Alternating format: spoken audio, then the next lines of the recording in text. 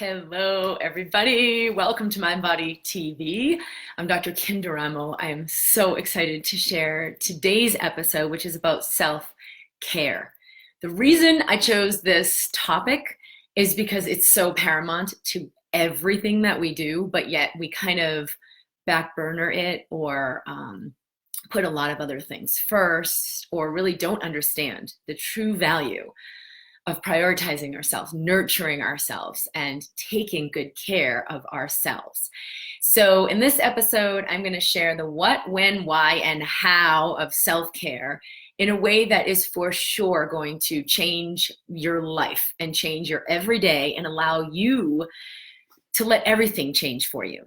So for a lot of people, it sounds like some airy-fairy bumper sticker, like la la, self-care, yeah, I've already heard it.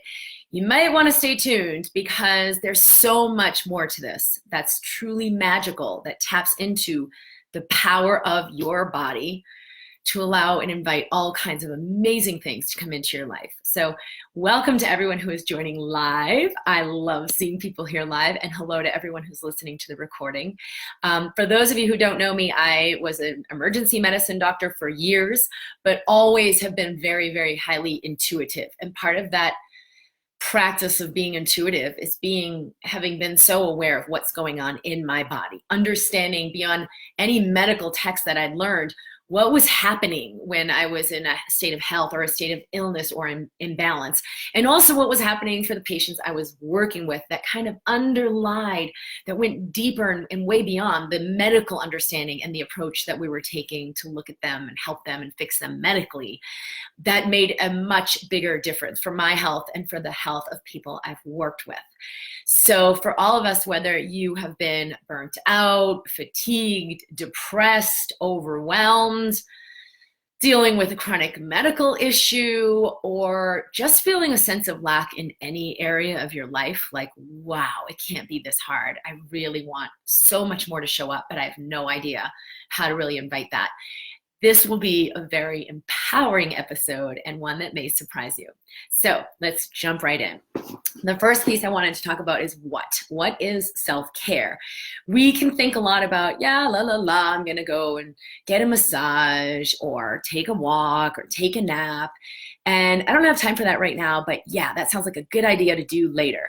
And it's not so much a priority because we really don't get how valuable nurturing ourselves is for all of those things we're trying to get done, or how we can do self-care as a moment-to-moment thing while we're driving our kid or doing the dishes or listening to our partner or doing our work or anything. That I can actually have some of my neurons set into the self-care channel that are in the space of, Kim, I am here for you, and all of these other ongoings are here as well, but you are always part of my priority, and that actually have something happen for me in every moment.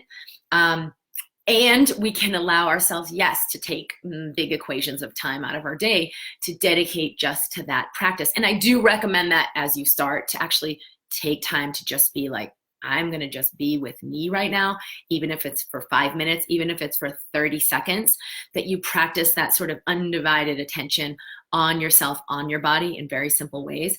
And then, yes, it can be set on autopilot as a way that you do your every moment, your every life, your every day, and the way you do everything that you're already doing. So what self-care is anything that really nurtures and feeds me. It's about me as an individual. It's about me and my own perspective of like what's required moment to moment. It's about me with my own preferences and likes, the things that really bring me joy. And it's about me when I'm in need or hurting or in despair, that I can be present to what's arising within me. And it could be anything. It doesn't have to be going and spending money on having a massage or taking a whole day off, or it could be something as simple as taking a moment out to take a slow breath and let everything else go that maybe is rushed or is fast or is out there, and just putting 2% of your attention in here. So maybe it's while you're doing something, like right now I'm making this video and there's part of me that's also right here in my body, loving my body. So it could look like anything, but let's get a little clearer today about what maybe it could look like for you. So definitely type in into the comments where you're joining from and what kind of self-care regime have you already established, or what's your idea about what self-care means? I would love to hear from you on this. The second piece is when. How do I know when I need self-care? Is it something I should do every single day? Is it something like, oh, I do a mom vacation once a year? A lot of times we don't really know how to gauge when we really need self-care. And I came up with this a long time ago while doing laundry for my husband as like a little meter for me. And I thought it was a little weird, but it was definitely true. But one of my mentors has the same kind of thing for herself. And I'm going to read something that she shared yesterday in an email. So for me, it was about, I was doing his laundry. I was folding the underwear. And I was like, feeling resentful and like, God, why do I have to fold this person's underwear? And I can't even stand this person, and like really grungy. And I thought to myself, I can really get a gauge for what's happening in my relationship by how I feel or what I'm thinking when I'm folding his underwear. And it could probably be any other task you're doing for that person or another person in your life. But I realized I really love this man. I really care about this man. I don't want to show up this way. Why am I so grungy? What's happening? What need that I have is not being fulfilled? Because it's my responsibility to fill that need, not him, not anyone else, not my work or, anything in my life. It's me. And if I don't do it, it's actually the most irresponsible thing I could do, because then I'm putting it on him and he's wrong and bad and incapable and inadequate because I feel so grungy. No. There is no one who is responsible for how and what you're feeling besides you. And that's like the best news, that I am totally responsible for this and I am totally capable of choosing this. So that was like my little gauge. And it's not just about what's happening in my relationship. It's actually how am I feeling in every moment that gets reflected in something like that.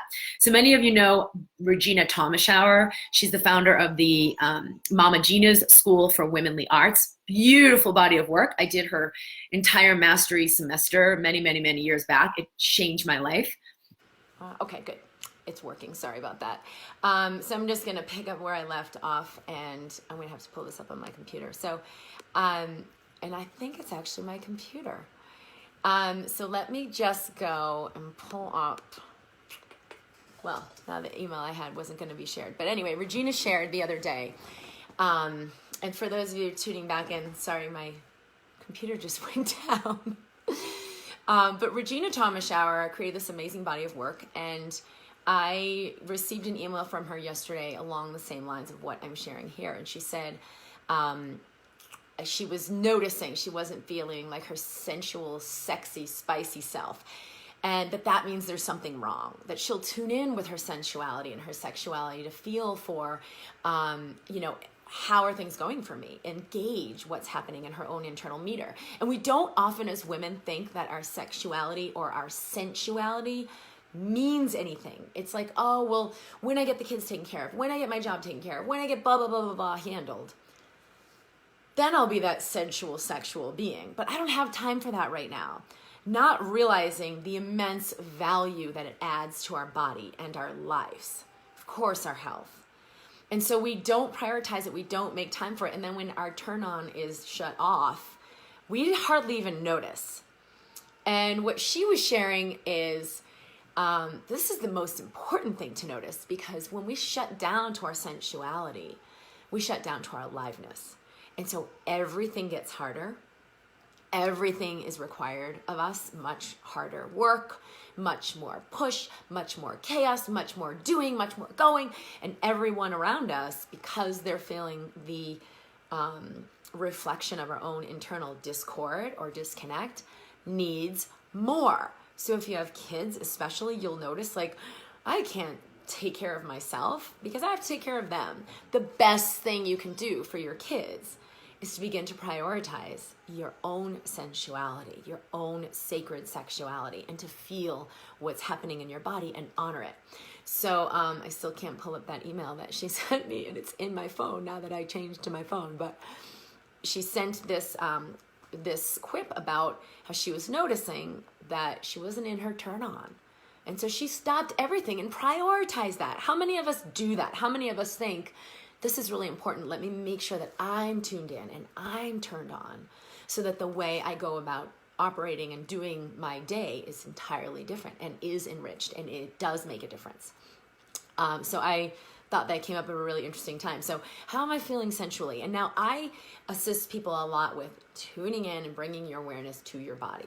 You can make a scale of 1 to 10, and 10 is I feel amazing, and 1 is I feel terrible, and just gauge, where am I right now? So take a few deep breaths. Let everything go. What number are you at? Are you at a 4, 5, 6? Could be anywhere. It's okay. Just take a few breaths and let it be as it is. And if we go a few notches up and not just tuning into the number that we feel in this moment, but continuing to feel your body, how do I feel as a sensual being? Do I feel yummy and delicious and I just love sensing, even sensing things that may be uncomfortable? It's not just about, I feel good, I have to feel good. Am I willing to feel all of it and just celebrate myself as a sensual being? And breathe in and breathe out. One of the quickest ways to move pain and allow that energy to move. And Maddie's asking, what if intimacy is hard and you don't have any libido because of an illness? And this is really the key, is like, am I willing to be sensual? Because when we're in illness or pain, we shut down our sensuality. We don't want to feel what's happening within us. We want to fix it. We want to feel different. So how can I begin? And it doesn't have to be like, I want to go out and have sex right now. You just begin with, am I willing to sense what I'm feeling? And so for me, if I touch my physical body and just like feel what I feel when I touch, like skin on skin, just right down my shoulder, right down my arm, or even more sensual from your ear down through your neck and your throat. This has been shown to decrease cortisol levels, which immensely helps with chronic illness, and to increase oxytocin levels. Also great for health, but really great for connection, connecting with ourselves, connecting with others, being aware of what's happening in here. A lot of times we're asked, what do you want? What do you want? I don't know what I want.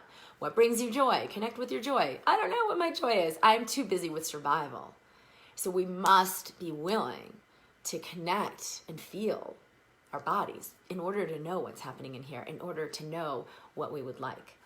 The third piece is, why? Why do I care so much about self-care when there's so much else to do, and I do need to survive this life, and I am in the middle of a chronic illness, and life is melting down, and I've got to just get in survival mode and kind of shut this other piece off until later. Why is because when we allow sensuality, when we prioritize self-care and nurturing and enriching ourselves, it allows more of our energy to flow through our body. So if you think of the Kundalini energy at the base of the spine and how this moves up through all of the energy channels of the body and kind of comes and cycles in through the body, this is a really powerful healing energy that clears away old residues, clears away old energetic toxins, like old belief systems, old hurts, old resentments, things we're holding that restrict us from receiving health, restrict us from receiving source energy, and limit our body's vibrant health. So when we're in our turn on, as Regina would say, or even just willing to just feel anything, just even 2% more awakened. So touching your neck with your hands, okay, I'm willing to feel what's coming up for you right now, Kim. Breathe in, I breathe out. I already am more fully alive. Didn't fix anything, didn't do anything, didn't go and book a 2-hour massage or take an hour Epsom salt bath. Like, okay, I love doing those things, but what about right now in this moment? Can I just be present? Yeah, we can do this, all of us, anytime, all day. So when we do this, not only does it contribute immensely to what's happening in our body and what's happening for our cells, but it creates an electromagnetic shift, a bioelectric change in what's happening that our body is emitting. So we can see this, we can monitor this. We have now the technology to look at our electromagnetic energy and see what kind of frequency we're in. Are we in a concordant vibrance of this connection, or are we in this discordant, disconnected, chaotic state. And then we'll see how that affects our heart, how that affects our breathing, how that affects our cells, how that affects our DNA expression, everything in the body. And one of the most important things we can do is come in to a greater state of harmony.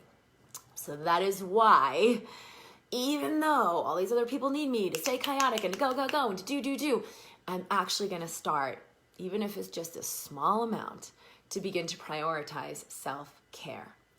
Okay, the last piece is how. How do I do it? And just before I get to this, I'm going to look through some of these comments. I can't believe this happened on my phone. It's still going crazy on my computer. All right, so thank you for the questions. Nicole says, ditto to that question that Maddie asked. Rachel says, with chronic fatigue, I practice a lot of self-care and your mind-body tools. But when my energy dips, oops, how do I see the question? Geez, this happened yesterday. So if anyone knows how to do this on a live where you press the see more on the comment, how to, help me out here. And Rachel, you can maybe put another post to continue your question. When my energy dips, and I'm kind of assuming like I don't have any energy for self-care. A lot of times we put effort into, I gotta make it happen. I gotta do my self-care. And it isn't necessarily something that really fills us and fuels us. It's something that we put energy into. So if you just let go of all of that and like, what if I just let self-care be a shift in my breathing? Be a shift in my awareness of how I'm relating to my body. Because sometimes like I'll feel more tightness here in my chest. And what really helps is if I just let go, relax my shoulders, open up, and just say, body, I love you, no matter what's happening in there. I don't have to try to, I have this tightness. How do I release this tightness? I notice this tightness. It's okay. That's how I'm carrying myself right now. And so then it releases like immediately, and there is a relaxation. So sometimes it's more about what I need to receive. Encouragement from myself, love, appreciation, acknowledgement. This is a huge one for those of us who are like, but I'm so stuck and nothing works and I've tried so hard. Sometimes acknowledging myself for like, Kim, I see how hard you've worked and how willing you are to still be alive despite how heavy things have seemed, despite how challenging some things have been, despite how intense it can be to be this fully alive and run this much energy through my system to be who I'm being on the planet. Wow, I totally appreciate and celebrate myself, and I acknowledge the immensity of that. So really, it's like if we can't let go of the problem, sometimes, or the pain or the illness, very often it's because we haven't really fully received the acknowledgement of, oh my God, this really has been unthinkably challenging. And I totally received the acknowledgement of how amazing I am that I've continued breathing throughout all of this. Nicole, I used to be bubbly and vibrant and loved dressing myself in clothes that matched that. I loved being, and again, I can't see the rest of the question. But I can feel a lot of this too, where I, especially since I've had communication with Nicole before, sometimes we want to be that old self, like, wait, what happened to that one who was so alive and so carefree and so joyful? And yes, we do get to have that. And it's interesting that I was talking about Regina Thomashower and the program I did years back, because I used to be fun and joyful and funny and tell lots of jokes and be like at the center of the dance floor. Like my family's a big Italian family and we'd muck it up and party and at a wedding or whatever. And I'd be like the one in the middle of that circle. And then I went through medical school and I went through my residency. And it was really intense and traumatic. And it was at a level 1 trauma center. There were some things I experienced that were like unthinkable pain and really hard to see. And I remember at one point going home for a weekend and my mom kind of wanted to be there for me, like, hey, you're not yourself. What's going on? And I started to open into the pain, and it was way too much for her. And she's like, keep it together. You're okay. You don't need to cry, because she didn't want me to experience it. Like not realizing that actually I needed to experience it. It was a cathartic release instead of like, I'm okay, I'm good, and hold it together and like hold all of that in. But it made me see, because I kind of did have to, whoa, this is not the space where I can let this move through. It was way too intense for her to receive from her daughter. She was so worried that I even had a problem. And I just sucked it all back up, like, just pull it off, Kim, and hold it together. But it was like, wait a minute, where do I let that go? Where do I go with that? There's something really deep in me that's so painful. And so anyway, after those years, and it was like a few years after residency, I think, I did this program, and dancing and movement for me, it was so cathartic and so healing, and so many energies moved through my body. And that's another how on the what, when, why, how. Dance and movement, even if it's just really slow, subtle movement to music and take like a minute, can help us release so much energy. But when I did this course, I remember finding that one again. And it wasn't a matter of like, oh, now I'm back to that bubbly, happy, cute one. Okay, now I can just be that. This was all just a detour. No, all of this drama or chaos or pain or trauma, I actually brought it with me, and I brought it into my dancing, and I brought it into my expression of life. So I never really went back to that bubbly, happy person in the same way. I did emerge into joy and a lot of the similarities of like having fun, celebrating myself, dancing as never before, but I actually brought it all with me. It deepened all of this. So I hope I'm making that clear in the way it actually happened for me, because it helped me find myself, and how Nicole's saying, like, get quote unquote back there, but it actually wasn't back there. It was way in front of there. It was way forward. And by embracing all of the pain and all of the trauma and the things that maybe we think are a bad thing to avoid, it actually deepened my experience of joy, like unthinkably. So, and my experience of sensuality.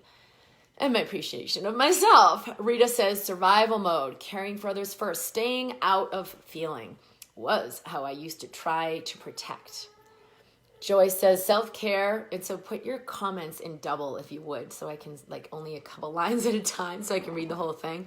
I don't know how to hit the see more. Joy says, self-care to me might include yoga, exercise, but when body pain won't allow physical exercise, yeah, we'll have to kind of find ways that let us go deeper. Find ways that, like I shared a few minutes ago, just the way I breathe, just the way I sit, just the way I relate to my body, just the way I relate to what I'm feeling. Nicole says, it hasn't been working. Self-care is not an easy subject for me. I'm glad you're doing this today because I feel I do need it. I do too. Hello, Janet. All right, we've gotten to the comments. All right, so the how, and please enter. Hi, Tiffany, Rita, Stacy. We get to the, hi, Kathy. We'll get to the how. What do I do? And I think for me, this was like, wait a minute. I don't know how. What do I do? Maybe it's this, maybe it's that. And it was coming through the mind. And so we've got to get into the soul, into like the heart, to really be able to feel what is it that will really turn me on? What is it that will really nurture me? What is it that I really need to receive? So I talked about touch. I think that's one of the most powerful things, how we touch ourselves. And, you know, I touch my daughter all the time, put my hand on her head. I feel her cheek. Even at night, she wants me to like give her little scratchies up and down her back. And I just lovingly touch her body. But I'm really aware of what am I feeling as I'm touching her. I'm really present to what's happening in my body as I'm giving her little scratchies. And I know she can feel it and she loves it. But what about with my own body? Would I be willing to give my own body that same attention and that same love and that same caring caress? So sometimes it's really simple and our body can just like release so much energy, but we don't take the time to do it this way. So I would invite you to that. Breathing. Let the breath come all the way to the belly. Expand the belly as you inhale. Let the belly sink in as you exhale. Just that alone. It's funny because if you've seen any of my videos and I ever share that, even one breath, there's like a before and after. There's me before where I'm like, blah, blah, blah, blah, blah, I'm going to share this thing. And then I do the breath and it's like, yeah. So as I was saying, and I'm on a totally different channel. I don't think it's as extreme now as it used to be, but it just one breath. And if you practice it for 5 minutes a day, some kind of self-care, you can just have it that instantly and that quickly because you've kind of already integrated that. I love to walk. I love to hike, and being outside for me does so much. But any kind of movement. So even if you're like inside at a cubby at a computer desk, like move your shoulders, open your chest. Like it's okay if everyone's watching. Reach your arms up, breathe in. Let your arms reach back, open your chest. This does a lot mechanically and also electromagnetically, emotionally, chemically, to open what you're feeling in your heart. And it actually has been shown to open our awareness of compassion. You can't walk around with an open heart physically, like opening your chest, laying back, pulling your shoulder blades back. You can't hold this position without enhancing your ability for compassion. And so a lot of times we don't want to do that. We protect, oh, there's so much bad stuff happening in the world. I don't want to feel it all. So I would just invite you to let that go. I talked about dancing. Everyone can dance. I remember one of my first boyfriends wouldn't dance with me. And he used to say, I'll do anything for you. I'll do anything for you. I love you so much. And then I remember thinking, well, why won't he dance? Because that's one of the things that's most important to me. And it kind of always stuck with me because I realized how much fear and shame there was for that person to move and to be seen and to dance. So what if you just let yourself feel all of your shame for the purpose of embodying joy, for the purpose of embodying you? Just put some music on and just like you start really slow. If you don't know how to move, and I had to like relearn to dance after like the residency. Like I remember my mom would be like, go ahead and tell a joke. And literally at like a cocktail party, everyone waiting for this funny joke, I would freeze up like, oh my God, I can't even be her. Who is she? I can't access that girl. And I would embarrass her and embarrass me because I would be like, I can't tell a joke right now. And I wouldn't even know how to find the one who could. Or being at a wedding and I'm like kind of moving awkwardly to the beat, like, I don't even know how to dance. So it took me reconnecting with myself in the space of my grief, in the space of my fear, in the space of all that trauma to let something bigger awaken, let a bigger life come through. And that is absolutely what I did. So find that way to just like feel the music. And what if you did let yourself dance? What would that look like? Nicole says, I used to dance all the time and I miss that. But now I can barely stand up and walk. So I would just invite you, just feel the music. And even if you're not moving to the music, like maybe you just move your arm, maybe you just move a shoulder. But even if you're not moving at all, just feel the music and then move your etheric body, right? So if you're closing your eyes and you see your body, like your physical body just sitting there, lying there. But if you could move your arms and your chest and your hips and let your body move around, like what would that feel like? Because your brain does not know the difference between the real and the imagined. And we've looked at brain scans and PET scans and brain activity that exactly the same areas fire, and not just in your brain, but throughout your whole body of like your hormones that are secreted, all of the chemistry is exactly the same if you're really physically doing that activity or not. Like Olympic tennis players or skiers or all kinds of Olympic athletes practice this because it's even more powerful than just regular workouts, and you can receive the same benefits from that. Lynette, hello, beautiful goddess. It's so great to see people there. Rita says, that was my self-care attempt. Carrie, hello, great to see you. All right, I love this new how. And Randy says, more please. Tanya, I love this. Dance is a big way for me too. Yeah, it is really incredible when we redefine the how. I do love to take an Epsom salt bath. I love to have a massage, even if it's like 5 minutes. But that's not the thing that's available in your moment to moment. So if self-care is like separate from your moment to moment, like, oh, at the end of the day, I'll do that, but right now I got to keep plugging away. It's not going to be enough. You've got to have some part of you right here in that space of I love you and honoring yourself in every moment. I always love to dance, Lynette. Yay.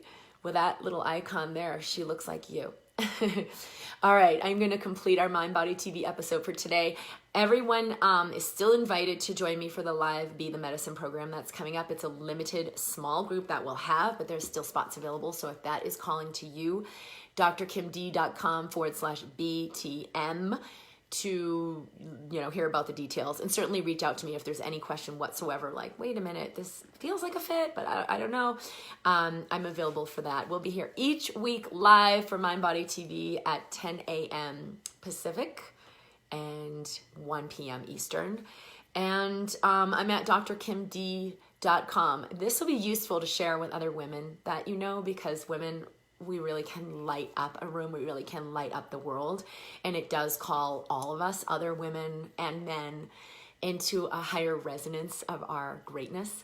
But also share it with men, because men are more and more showing up to receive themselves and to receive life and to allow this nurturing of the inner. Like, so much in our society, we don't understand it. No. I got to do this outer. That's clearly the most important thing, and I'll worry about this inner thing later. But when I described in the why, it is so powerful when we cultivate this sense of self-love and nurturance within, how it changes everything that's happening outside us. Whenever I'm in lack, and this is another, like, how to know when. If you're in lack, if you're not getting enough time, energy, money, support, energy for like healing, whatever, you're in need of self-care. You are deeply in need of receiving. And the self-care doesn't need to be about more effort that you do. It can be as simple as letting in a space of 5 breaths, because I choose to make space for me right now in my day, no matter what's going on, because I love and value me. So being loving and generous and compassionate with myself is unbelievably powerful in how it transmutes what's happening in our outer life, and how all of a sudden, like, money just flows in, or time just shows up, or I have everything I need, or, I have to bring all these groceries in and someone's like there to, I remember one time I pulled up to my house and had this huge new mirror that I bought. I was living alone at the time in Atlanta, and someone's like, well, what are you going to do at home? Because they carried it in to my car from the store. What are you going to do when you get home? And I'm like, I'm sure I'll receive what I need. And as soon as I pulled up to my house, it was a neighbor's boyfriend was coming out of that townhouse. And he's like, hey, you need some help? I was like, as a matter of fact, I do. And I let him and his friend carry the huge mirror and put it exactly where I wanted. But I was willing to be in the knowing that I always have what I need, so my life is fluid and effortless. And if I'm willing to show up that way, it's a contribution to everyone. So much love to everyone. Good to see you, Martha. Carrie says, I ground myself as many times as it takes in a day to come back into my body. Okay. Angeline, Nicole, you're welcome. Lois, hello. Chrissy, so great to see everyone here. I'm at drkimd.com. Be sure you're subscribed, and I'll be sharing more in mind, body, medicine. Lots of love. Bye.